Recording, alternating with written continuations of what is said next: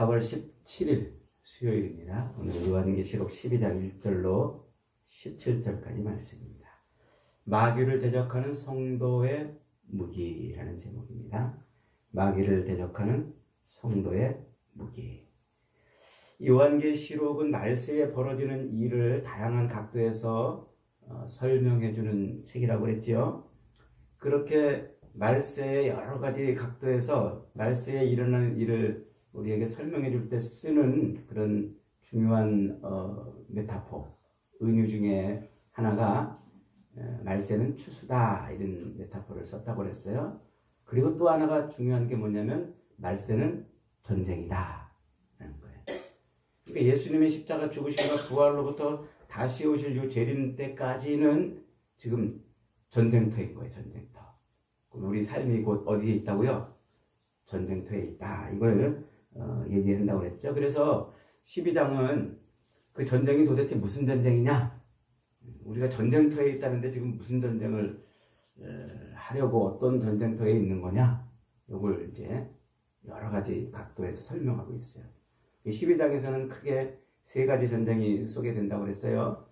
하늘 전쟁, 땅 전쟁, 그 결과로 광야 전쟁이 있다고 그래요.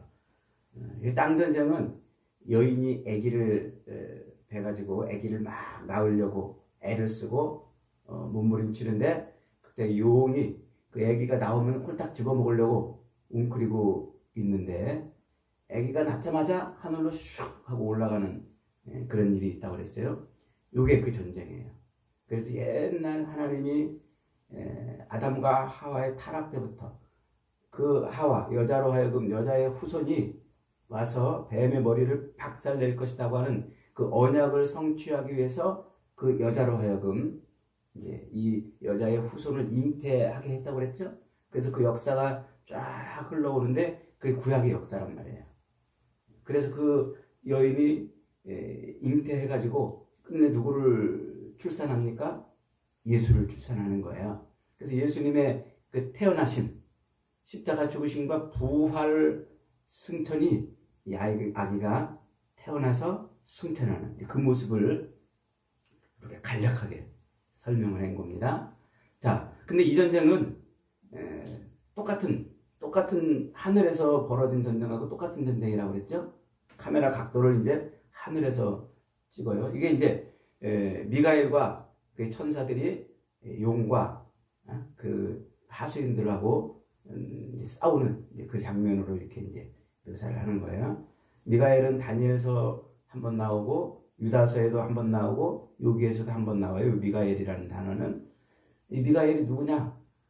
여러 가지로 이제 해석하는 사람들이 있는데 이 미가엘은 이 용과 싸워서 자기 백성들을 지켜내는 천사를 일컫는 그런 표현인데 예수님을 말하는 이름이에요. 예수님의 하늘에서의 다른 이름입니다. 그래서 이 미가엘, 우리가 이제 미가엘 천사 그러니까 천사인가 보다 이제 이렇게만 이해하지만 실상 좀 더 깊이 들어가 보면 이것은 다니엘서 10장, 유다서 1장 6절 그리고 오늘 본문에서 이제 자기 백성들을 지켜내서 악한 영과 싸워서 승리하는 그런 예수님의 모습을 일컫는 이름인 거예요. 자, 이렇게 하늘 전쟁. 그러니까 예수님이 끝내 땅에서는 여인의 뱃속에서 잉태되어서 십자가에 죽으시고 부활 승천하시는 모습으로 이렇게 표현되지만 하늘에서는 이렇게 악한 영과 뱀, 사탄 마귀를 무찌르는 그런 모습으로 이렇게 이제 표현되는 그런 전쟁입니다. 그래서 이 두 전쟁, 하나의 전쟁이지만 그 두 전쟁의 결과로 벌어지는 게 뭐냐면 6절 한번 보겠습니다. 6절. 그 여자가 광야로 도망하며 거기서 1260일 동안 그를 양육하기 위하여 하나님께서 예비하신 곳에 있더라. 아기를 낳은 여자를 분해가지고 용이 막 잡아먹으려고 하니까 용이 하나님이 예비하신 광야 1260일 동안 양육받을 자기를 위해 예비된 광야에 예비된 장소로 도망을 쳤어요. 그러니까 이제 마지막 17절 한번 읽어봅니다. 시작. 용이 여자에게 분노하여 돌아가서 그 여자의 남은 자손 곧 하나님의 계명을 지키며 예수의 증거를 가진 자들과 더불어 싸우려고 바닷가 모래 위에 서 있는 요게 지금 여자의 남은 자손, 곧 하나님의 말씀과 예수의 계명을 가진 자들, 그게 누구예요? 그게 지금 교회란 말이에요. 그 교회와 약한 용과 한판 지금 전쟁을 하려고 서 있는 거예요. 이게 광야 전쟁이라 이렇게 말하는 거죠. 자, 이 마지막 광야 전쟁은 이제 우리가 12장을 내일까지 한 번 더 살펴보면은 이게 진짜 전쟁터구나, 이걸 이제 한번 우리가 분명하게 알 수가 있습니다. 그렇게 해서 이제 마지막 한때, 두때, 반때 동안 광야에서 전쟁을 치러내야 됩니다. 우리 성도들이. 이 말세에 이 광야 전쟁터에서 성도들을 대항하여, 즉 여자의 남은 자손, 다시 말하면 하나님의 말씀과 예수의 계명을, 증거를 가진 자들, 이들을 대항해서 싸우고 있는 그 옛뱀, 용, 그 마귀의 정체가 뭐였어요? 정체는 옛날 아담과 하와 때, 그때부터 하나님의 계명을 어기도록 했던 그 붉은 용이란 말이에요. 옛뱀이란 말이에요. 거기서부터 죄의 원흉이었고, 그는 붉은 옷을 입었어요. 성도들의 피를 힘입어서 살아가는 그런 존재라고 이렇게 어저께 설명을 드렸죠.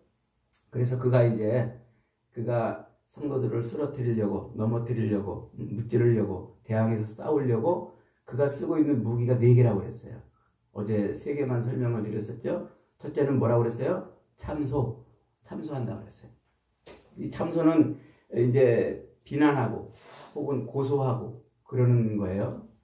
그래서 헐뜯고 비방하고 남을 고소하고, 그 욥기서 1장에 보면은 사탄이 욥을 막 하나님 앞에서 고소하잖아요. 비난하고 헐뜯잖아요. 하나님이 욥에게 복을 주니까 욥이 저렇게 경건하고 아주 신실한 신앙인인 것처럼 보이지만 다 걷어가 보세요. 그러면 욥도 금방 하나님을 욕하고 그럴 거리요. 우리 비난하는 거예요. 헐뜯고. 그러니까 이 마귀는요, 마지막 때에 사람들로 하여금 늘 남을 비난하고 헐뜯고 고소하고 이렇게 살게 한단 말이에요. 이게 주의해야 돼요. 우리 주님이 우리에게 주신 권한은 뭐라고요? 축복권. 복을 빌어주는 것밖에 없어요. 너희가 둘씩 어느 곳에 가든지 그곳에 항상 복을 빌어줘라 그러잖아요. 성도에게는요, 비난하고 헐뜯고 욕하고 그러는 권이 아니라 축복권밖에 없단 말이에요. 근데 교회 안에서 보면 성도들이라고 하면 권사고 집사고 장로고 목사고 성도들이라고 하면서 남을 헐뜯고 비난하는 이런 일들이 교회 안에도 오늘날 많아요. 정신 차려야 돼요. 저는 가끔 보면은요, 우리 목사님들 중에 정말 가슴이 서늘한 분들이 많이 계세요. 목사님들 중에 이상하게 설교할 때마다 남의 잘못한 것을 막 비난하고 욕하는 그런 목사님들 더 계세요. 어느 교회, 큰 교회 목사님들 설교할 때마다 남을 막 비난하고 이렇게. 누가 무슨 예를 들어 이제 계시록을 누가 이렇게 해석했다 그러면 그거는 잘못 해석한 거라고 막 헛듣고 욕하고 비난해요. 막. 그리고 자기가 바르게 했다고 그렇게 막 소리. 그러면 또 신기하게 사람들이 또 귀를 쫑긋하고 들어요. 남을 비난하고 남을 욕하는 설교는요, 귀에 쏙쏙 들어오나 봐. 눈이 반짝반짝하고 막 그걸 또 다 듣고 그래요. 여러분 아시겠습니다만은 저는 설교 때 절대로 다른 사람 비난하고 그러지 않아요. 왜냐하면 우리는 하나님의 바른 말씀을 전하려고 애쓰고 몸부림치는 게 주의 종이지, 남을 비난해가지고 내가 진짜인 것처럼. 그게 누가 하는 수법이라고요? 그 마귀가 그런 수법을 쓰는 거예요. 그리고 우리가 성도들이 이 성경을 제대로 분별하고 있으면 저게 지금 마귀의 수법이구나, 이게 분별이 되는데, 성경을 모르니까 우리도 거기 그냥 아멘 하고 그러는 거예요. 옆으로 갔습니다만 죄송합니다. 어쨌든 참소, 비난하고 헛듣고 욕하는 이런 것은 우리가 거기 빠지면 안 돼요. 우리는 평생 주님의 품 안에 살 사람들이에요. 그리고 이 참소도 예수님이 재림할 때까지 마귀의 참소도 끝나지 않아요. 그러므로 우리는 그런 것에 붙들려 가지고 그런 데 쓰임 받는 그런 마귀에게 쓰임 받는 인생이 아니라 주님에 붙들려 주님께 쓰임 받는 인생이 되어야 됩니다. 그런 저와 여러분이 되시기를 축복합니다. 그 다음에 이제 두 번째 무기가 미혹하는 거라고 했잖아요. 유혹하는 거예요. 그게 사람들로 하여금 자꾸 끌려가도록 그렇게 살도록 그렇게 끌려가도록. 그래서 그 무엇로 미혹하냐면 세 가지 미끼가 있다고 그랬어요. 첫째는 돈. 그래서 사람이 돈에 이제 막 환장하게 하고 돈을 사랑하게 하는 거예요. 안되나 선하고 돈 그러고 맨날 돈 그러면서 살게 만드는 거예요. 거기 그래서 여러분 우리가 예수를 믿는다고 그러면서도 돈에 집착하고 돈을 사랑하기 시작했다면 이미 마귀의 덫에 걸린 것인 줄 깨달아야 돼요. 그 다음에 두 번째가 욕망이잖아요. 욕망, 성욕. 이 성욕 보면은요 안 넘어지는 사람들이요 없을 정도로 오늘날 이 성적인 그런 문제는요 아주 심각해요. 그래서 성욕 옛날에 어떤 영국에서 어떤 젊은 청년이 그랬다고 하잖아요. 영국 국회의원들한테 편지를 딱 이렇게 썼대요. 나 당신이 하고 있는 짓거리 다 알고 있다. 당신의 비밀을 다 알고 있다. 이렇게 엽서를 써가지고 영국 국회의원들한테 다 보내줬대요. 그랬더니 그 다음날 국회의원들이 어디론가 다 사라져버렸대요. 그러니까 이게 아주 그냥 옛날에 그 삼손 보세요. 막 들릴라가 와가지고 삼손 그러니까 뭐 자기가 사랑에 빠진 줄 알았어요. 알고 봤더니 원수가 쳐놓은 덫이었어요. 붙잡혀가지고 머리가 깎이고 사슬에 묶여서 원숭이처럼 재롱을 떨어야 되는 인생이 됐잖아요. 천하의 용장 다윗도 넘어졌고요. 솔로몬도 쓰러졌어요. 그러니까 이게 마귀의 덫인 거예요. 오늘날에도 가끔 보면은 유명한 사람들 막 그런 것 때문에 한순간에 모든 걸 잃는 일들이 얼마나 많습니까? 그 다음에 이제 또 세 번째 미끼가 뭐냐면 완장이에요. 완장. 권력. 이 완장 하나 차면 사람이 바뀌어요. 막 아무것도 아닌데 그 완장 하나 차면 막 완장이 뭐예요? 권력이 뭐예요? 남들에게 대접받으려는 욕망이에요. 그걸로 남들을 뭔가 조종해서 그렇게 뭔가 이렇게 내 뜻대로 막 하고 싶은 그런 욕구. 마귀가 그걸 자꾸 쑤셔거리니까 거기에 그냥 홀딱 넘어가가지고 사람 바뀌는 그런 인생을 사는 사람들이 많아요. 자, 네 번째 무기는 뭐라고요? 이게 세 번째 무기는 핍박. 그래서 막 강력한 핍박을 줘요. 때로는 우리의 물질을 뺏어가기도 하고 건강을 치기도 하고 또 사람들과 이런저런 일들로 막 고통당하게 하고 막 어려운 일을 겪게 만드는 거죠. 이래도 예수 믿을래? 이래도 교회 다닐래? 사탄이 그렇게 막 우리를 치는 거예요.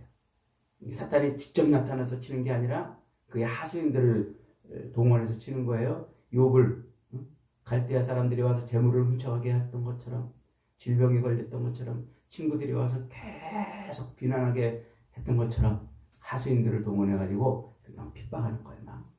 이 핍박에 견디다 못해가지고 막 교회를 떠나는 사람들 많잖아요. 예수 안 믿고 또 신앙생활 포기하는 사람들 주변에 많지 않습니까? 여러분 그런 핍박 그것이 이렇게 보면은 우리에게 고난이라고 설명해요. 마귀는 그걸 핍박이라고 우리에게 내리는데 성경은 그것을 이렇게 각도를 틀어가지고 그것을 뭐라고 그런다고요? 고난이다 이렇게 말해요. 그 고난은 우리로 하여금 우리를 훈련시키고 성장시키는 것이고 금보다 귀한 믿음을 만들어내게 하는 것이라고 베드로전서 계속 베드로 사도가 베드로전서에서 우리에게 가르쳐주고 또 가르쳐줬잖아요. 그러니까 고난은 하나님께서 우리에게 주시는 우리를 성장시키는 1260일 동안 한때 두때 반때 동안 우리가 하나님의 사람으로 정금 같은 믿음의 사람으로 그렇게 훈련되고 성장하게 하는 도구예요. 마귀는 성도들을 예수를 못 믿게 하는 그런 일로 하는 거지만 하나님은 그것을 그렇게 바꿔서 그래서 고난은 잠깐 있다가 우리를 승리를 얻게 하는 그런 일이라고 계속 얘기를 하잖아요. 왜냐하면 이미 하나님께서 예수 그리스도의 승리를 이미 하늘에서 이루셨기 때문에 그 승리가 우리에게 임하기 때문에 그러는 거예요. 여러분 삶에 고난이 있습니까? 어려운 일이 있고 정말 힘든 일이 있습니까? 우리 주님의 십자가만 붙들면 우리에게도 승리가 있는 줄 믿으시기 바랍니다. 그 다음에 네 번째 보기가 이제 이적과 기적과 신비입니다. 이것은 이미 성경 여러 군데에서 제가 여러 번 설명드렸죠. 요즘에 이 거짓 선지자들이 나와가지고요, 막 신비한 걸 이적을 막 행한다고 그래요. 그래서 막 사람들의 그 마음을 빼앗아 가는 거예요. 뭐 기도하면 질병이 낫는다든가, 또 무슨 신비적인 어떤 일들이 있다든가, 뭐 이런 것들 뭐. 그래서 무슨 환상을 보고 예언을 하는 것처럼 막 해가지고 우리 사람의 양심을 구속해요. 제가 여러분들 딱 이렇게 여러분들 눈빛을 보고요. 당신은 내가 보니까 이럴 사람이요. 그 말 한마디 하면 여러분 어떻게 되겠어요? 그러면요. 이게 이런가 싶다가 내가 한 2번 그러면은요. 여러분 저한테 홀딱 잡혀요. 그래가지고 당신 이럴 사람이요. 내가 계시를 받는데 꿈에 당신에게 기도하다가 예언을 받았는데 이렇게 해야 된답니다. 하면은 거기에 훅 잡혀요. 그러면은 그냥 거기에만 끌려다니는 거예요. 안 그럴 것 같아요? 제가 한번 해볼까요? 그거는 마귀가 쓰는 수법이란 말이에요. 근데 그걸 몰라요, 오늘날. 그래서 여러분, 그 이단들, 아니, 배울 만큼 배운 사람들 이단에 빠져가지고 허우적거리잖아요. 왜 그럴까요? 바로 그런 것 때문에 그러는 거예요. 사람의 양심을 하나 딱 구속하면요, 거기에 끌려가지고. 그래서 목회자는 정말 말씀을 전할 때 정말 중요해요. 자기도 모르게 성도들을 엉뚱한 데로 끌고 가는 그런 일들이 막 벌어지거든요. 그래서 막 무당 굿하는 것 같은 그런 일들이 교회 안에서도 얼마나 많아요. 뭐 기도하면은 뭐 병이 낫고 내가 예언해가지고 그대로 하면 어떻게 되고 뭐 이런 거. 그러니까 그런 것들을 분별할 수 있는 영안이 열려야 돼요. 이 계시록을 우리가 계속 공부하면 그게 분별이 가능합니다. 그러니까 여러분 이 신비력, 말세의 마귀는 이 신비력을 가지고 우리를 비혹하고 흔들어서 사단의 도구가 되게 하는 줄 깨달으시기를 축복합니다. 자, 그런 이 마귀의 그 4가지 무기, 4가지 무기와 그 3가지 미끼를 가지고서 이 말세에 우리를 공격해서 넘어뜨리려고 하는 이때에 우리에게도 무기가 있어요. 마귀를 대항하는 무기. 이 무기가 4가지 무기가 있습니다. 첫째로는 어린 양의 피를 의지하는 거예요. 11절 같이 읽어봅니다. 시작. 또 우리 형제들에게 어린 양의 피와 자기들이 증언하는 말씀으로서 그를 이겼으니 그들은 죽기까지 자기들의 생명을 아끼지 아니하였도다. 어린 양의 피를 의지해야 우리가 그 사단을 이겨낼 수 있는 줄 믿으시기 바랍니다. 그 어린 양이 누구예요? 어린 양이 하나님이 일찍부터 공들여가지고 역사 속에서 만들어 오신 예수 그리스도시에요. 가인과 아벨이 하나님 앞에 제사를 드릴 때 아벨이 어린 양의 첫 새끼와 기름으로 제사를 드린 것부터가 하나님이 어린 양의 피로 우리를 구원하시겠다고 이미 선포하신 그 장면이에요. 그래서 그 뒤로 계속 어린 양이 만들어져 오는 거예요. 아브라함을 하나님이 부르시고 100세의 아들을 주시고 그 이삭을 대신하는 생명으로 번제물로 드려진 게 누구예요? 그게 양이잖아요. 어린 양이잖아요. 그러다가 출애굽한 이스라엘 백성들이 광야에서 매일매일 자기 죄를 용서받기 위해서 드려졌던 게 뭐예요? 어린 양이란 말이에요. 번제에 드려졌던 그 어린 양으로 그들은 하나님을 만나고 하나님께 위로받고 치료받고 어린 양의 피로 죄 용서함을 받은 것입니다. 솔로몬 성전에서 1000년 가까이 예수 그리스도께서 오시기 1000년 가까이 매일 그렇게 백성들의 죄를 씻어주시기 위해서 피 흘린 그것이 어린 양 아닙니까? 세례 요한이 세례를 주다가 예수님이 자기 앞에 딱 오니까 예수님을 딱 보고서 뭐라고 그랬어요? 요한복음 1장 29절에서 보라, 세상 죄를 지고 가는 하나님의 어린 양이로다. 그 역사 속에서 만들어져 왔던 그 어린 양, 그 모티브, 그 메타포가 예수님에게서 완성이 되는 거예요. 그래서 예수님이 그 십자가에서 피 흘려 우리를 대신해서 죽으심으로 그 피가 우리의 모든 죄를 용서하고 닦아내는 줄 믿으시기 바랍니다. 그래서 우리는 사는 거예요. 그 어린 양 예수 그리스도를 의지해야 살아요. 그 어린 양 예수 그리스도를 의지해야 마귀를 이겨요. 그것을 의지해야 사탄을 이깁니다. 말세에 어린 양 예수 그리스도 그 피를 늘 의지하시길 바랍니다. 하나님 앞에 엎드리시기 바랍니다. 내 죄를 용서해달라고. 우리는 살면서 죄를 안 지을 수 없어요. 육체의 남은 때를 사는 동안 우리 육신의 연약함 때문에 죄에 빠질 수 있어요. 그때마다 뭐 해야 돼요? 어린 양 예수의 피를 의지하여 흐리게 하면 됩니다. 여러분, 사단은요 우리에게 죄가 있어야 장난질도 치고 우리를 흔들고 그럽니다. 죄가 없으면은 우리를 아무렇게도 못해요. 우리가 하나님 앞에 자꾸 어린 양의 피를 의지해서 회개하면 우리의 죄가 깨끗하게 씻어지는 줄 믿습니다. 그러면 사탄이 우리를 흔들지 못하는 거예요. 여러분에게 늘 이렇게 힘있는 어린 양의 보혈을 의지해서 마귀를 이기는 삶이 되기를 축복합니다. 두 번째로 예수님을 증거하는 거예요. 예수님 11절 다시 한번 봅니다. 또 우리 형제들이 어린 양의 피와 자기들이 증언하는 말씀으로 그랬잖아요. 이 자기들이 증언하는 게 뭐예요? 하나님의 말씀과 예수의 증거란 말이에요. 예수를 증거하는 것, 예수를 전하는 것, 예수를 세상 사람들에게 외치는 거예요. 예수님은 구주이십니다. 예수 믿으세요. 세상에서 가장 간단한 말입니다만 세상을 변화시키고 사회를 뒤집고 가정을 새롭게 하고 사람의 운명을 바꾸는 말이에요. 예수 믿으세요. 이 말 한마디가요. 이 말 한마디에 요한 웨슬레가 완전히 변화돼서 새로운 삶을 살아요. 그 요한 웨슬레 때문에 영국이 변화됐어요. 영국이 변화돼서 수많은 젊은이들이 예수를 전하겠다고 이곳저곳으로 선교사를 나갔어요.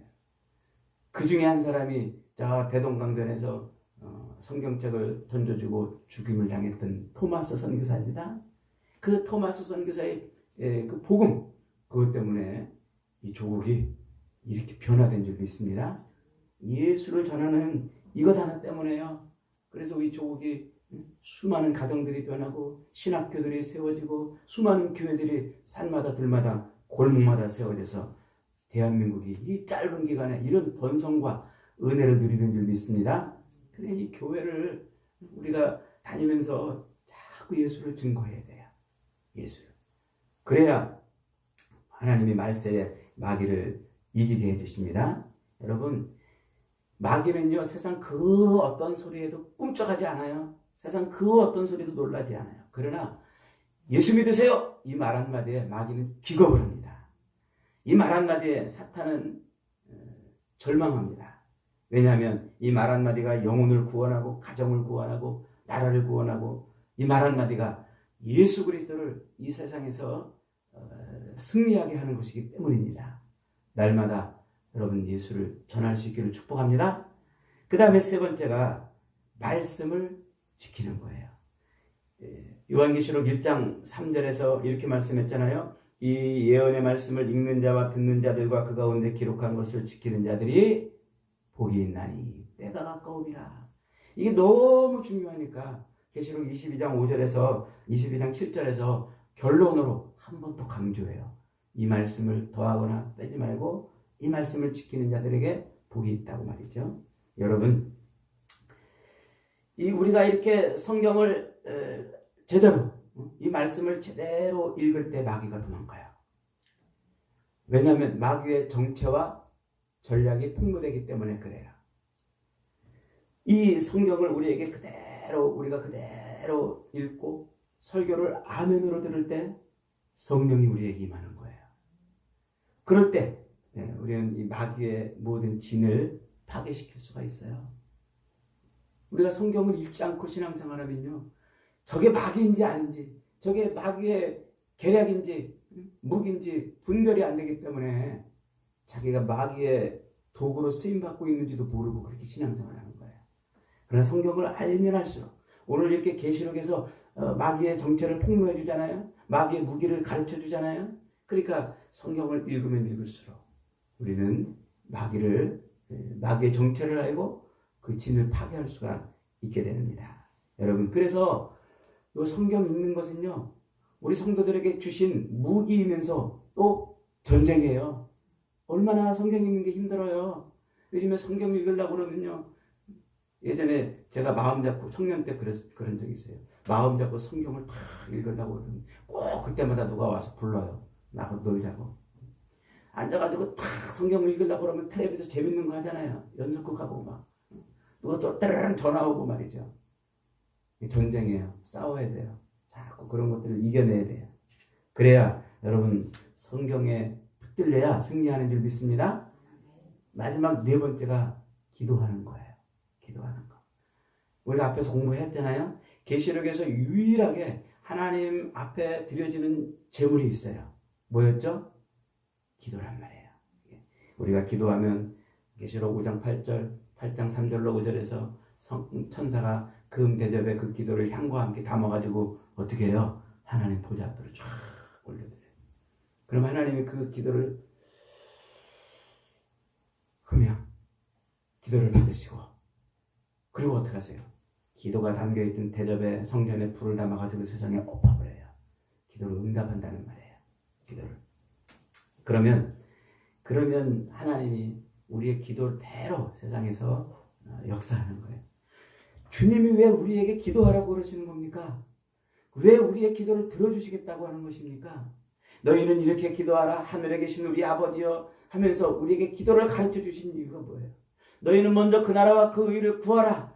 그리하면 이 모든 것을 너희에게 더하시리라. 그렇게 우리를 기도하라고 하신 이유가 뭐예요? 하나님은 우리의 기도를 통해서 말세를 우리가 승리하게 하시기 위해서 그런 겁니다. 여러분, 자꾸 기도해야 돼요. 이런저런 제목을 자꾸 만들어서 가정을 위해서, 우리 자녀들을 위해서, 내 주변 사람들을 위해서, 이 나라와 민족을 위해서, 조국의 교회를 위해서, 저 북녘 땅의 동포들을 위해서, 세계 선교를 위해서, 세계 나가서 지금 복음을 전하는 선교사들을 위해서, 지금 전쟁이 일어나고 있는 저곳 백성들을 위해서 열심히 자꾸 눈을 열어서 기도해야 돼요. 주여, 나 먹을 것 주세요. 늘 의식 중인데 먹을 것, 마실 것, 입을 것에 매달려 기도하는 게 아니라 그 나라와 그 의를 위해 기도할 때 하나님은 이런 것도 우리에게 더하신다고. 오죽 답답하면 우리 주님이 그랬겠어요. 우리 기도 안 할까 봐.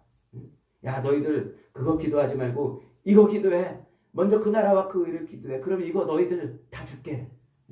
오죽 답답하면 그렇게까지 하셨겠어요. 기도해야 돼요.